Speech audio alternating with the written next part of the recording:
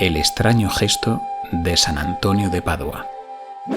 San Antonio de Padua es uno de los santos más populares y más queridos por el pueblo cristiano. Es del siglo XIII, se hizo franciscano cuando todavía vivía San Francisco de Asís, que había fundado la Orden de los Hermanos Menores, los llamados franciscanos, y Dios le dio un don de predicación increíble. Iba por los pueblos predicando la palabra de Dios y haciendo que mucha gente conociera el amor de Dios y convirtiera su vida al Evangelio. Y asimismo Dios le dio el don de hacer milagros, pero unos milagros tremendos.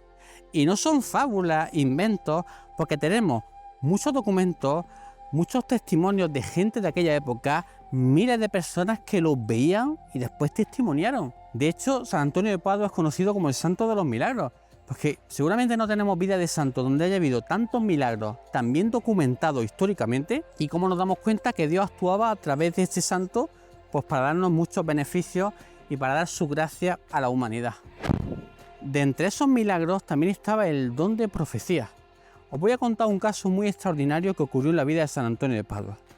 Durante mucho tiempo estuvo en una ciudad, no sé si la voy a nombrar bien, Le Puy, y allí predicaba, intentaba ayudar a que la gente se convirtiera a Dios, dejara las cosas malas, los pecados, y empezaran una vida virtuosa por el camino del bien, del amor a Dios, del amor al prójimo. En esa ciudad vivía un joven que era notario y que llevaba una vida bastante escandalosa. Vivía alejado de las cosas de Dios, por supuesto no iba a los sermones del fraile Antonio de Padua, le importaba muy poco. Él vivía en sus fiestas, en sus pecados, como un auténtico sinvergüenza. Pero el caso es que a veces se encontraban por la calle, porque la ciudad era grande, pero no tan grande, este joven y San Antonio de Padua. Y ocurría que siempre que San Antonio de Padua se cruzaba con este joven, se paraba, lo miraba en silencio y le hacía como una especie de reverencia. Claro, el joven al principio pues se reía, pensaba, este fraile es un ingenuo, que mira bien a todo el mundo, no debe saber quién soy yo, no lo han contado todavía con quién se la está gastando, y no le daba mucha importancia. Pero cuando ya a las 5 o 6 veces de encontrarse en distintos días, siempre el fraile le hacía la veneración, hay un momento en que el joven pensó, oye, a ver si este se está riendo de mí. Le han contado que soy un vividor, porque es lo que era, y me está haciendo así como una especie de burla. Y se empezó a cabrear. Y al tiempo se volvieron a encontrar por la calle y San Antonio volvió a hacer lo que siempre hacía. Una reverencia en silencio, pero el joven esta vez explotó. Pero bueno, ¿qué haces?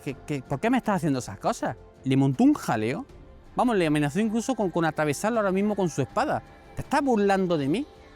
Y fijaos la respuesta que San Antonio le dio. Sepa que un día usted ha de derramar su sangre por la religión. Yo venero en usted a un futuro mártir de Cristo. Bueno, el joven se hartó de reír. Que yo voy a ser un mártir. Un mártir es una persona que da su vida por la fe en Jesús. Que yo voy a ser un mártir, pero ay, fraile, pero está loco. Pero si yo vivo totalmente alejado de las cosas de fe, si las cosas de la religión me da igual, si yo creo que todo es una mentira, este está loco.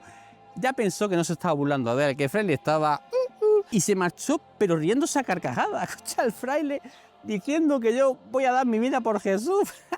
Bueno, y así quedó la cosa. San Antonio al tiempo abandonó esa ciudad porque él iba por distintos sitios evangelizando. Pero este joven, con los años, empezó a pensar en el sentido de la vida. La fiesta, el pecado, el desorden que llevaba, empezó a no llenarle, a causarle vacío. Empezó a pensar en Dios. Empezó a pensar en Jesús, en lo que Jesús había hecho por nosotros para salvarnos. Y se convirtió a la fe, tanto que participó en una peregrinación a Tierra Santa y estando allí, se llenó de amor a Dios y quiso comunicarlo a las personas que veía. Y empezó a hablar del amor de Dios. Y eso trajo enfado en personas que no eran religiosas, que incluso pertenecían a otras religiones. Y lo mataron por hablar del amor de Dios y del amor de Jesús. Y dio su vida por Jesús. Y fue mártir por Jesucristo. Esta historia me encanta. No solo por el milagro extraordinario que Dios le concedió a San Antonio, ese don de profecía, de saber lo que iba a pasar con este muchacho, sino porque nos enseña muchas cosas. La primera es fundamental. No podemos juzgar la vida de una persona por un hecho concreto que vemos o por cómo está ahora mismo. A ver, yo veo a un hombre que le está pegando a una mujer y digo, oye, este es un maltratador en este momento y no me gusta, tenemos que hacer algo por evitarlo. Pero Jesús nos pide que no juzguemos en el sentido de que no pongamos ya la etiqueta, este es un maltratador y siempre será un maltratador y está ya condenado y perdido. No sé lo que el día de mañana puede pasar con esta persona. Hay que corregirle, hay que ayudarle a que deje de hacer eso, está mal. Pero esa persona puede corregirse, puede convertirse, puede reparar su daño, puede incluso cambiar totalmente. Esto es lo que creemos los cristianos, este es el mensaje del Evangelio. Las personas podemos cambiar con la ayuda de Dios. Podemos pasar del pecado a la santidad. Nosotros muchas veces juzgamos a las personas, les ponemos etiquetas para siempre. Eres así, para siempre. No les damos oportunidad de cambio, le ponemos su etiqueta perpetua. Y el Evangelio no es así. El Evangelio nos invita a que jamás desconfiemos de la posible salvación o santidad de una persona, por mal que vaya en este momento. Porque sí, ahora está así, pero mañana puede que no esté así. Reza por él. Pide para que Dios le ilumine, se convierta. No lo des por perdido. Nosotros no podemos dar por perdido a nadie. Por mal que esté, siempre podemos rezar por esa persona. A lo largo de la historia de la Iglesia, cuánta gente que está muy mal, muy en el pecado, no se ha convertido a Dios y han acabado siendo santos. Como este joven de la historia de San Antonio, que era un perdido y acabó siendo un mártir de Cristo. Uno de los honores más altos que puede tener un cristiano, dar su vida por Jesús. Por eso tenemos que tener mucho cuidado a la hora de juzgar de manera definitiva. No podemos hacer eso solo lo puede hacer Dios. Por otra parte, esta historia nos da mucho ánimo y consuelo, porque nos enseña que tampoco debemos darnos por perdidos a nosotros. A veces hacemos cosas, nos metemos en pecado, en situaciones, o nuestra fe se viene abajo, entramos en una etapa de pérdida de fervor, bajamos mucho nuestra exigencia de vida cristiana, nos hacemos unos cristianos tibios, con poca devoción, con poco amor. Y entonces el demonio viene a decirnos, bueno, mira, tú ya estás así, ya no vas a ser el que era antes, Dios ya se ha cansado de ti, otra vez cayendo en el mismo pecado, eres un desastre, tú ya no tienes solución. ¿Cuántas veces me he encontrado yo a gente así?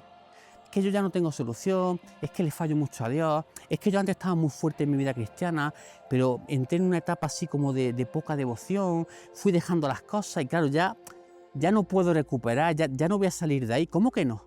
¿Cómo que no? Tú puedes salir de eso, tú puedes recuperar el fervor, tú puedes pasar de ese cristianismo débil, tibio, indiferente, a un cristianismo santo, porque mientras estamos en este mundo, podemos cambiar, podemos convertirnos, podemos crecer, podemos santificarnos, porque tenemos la ayuda de Dios. ¿Por qué no nos deja como estemos, aunque estemos muy mal? Es el demonio el que nos inspira, ya no puedes, es inútil, olvídate. No, esa no es la voz de Jesús. La voz de Jesús siempre es ánimo, adelante, levántate, apóyate en mí. ¿Qué ha habido pecado en tu vida?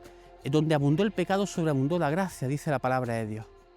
Confía en mi fuerza, ponte en marcha, conviértete, abre tu corazón a mí.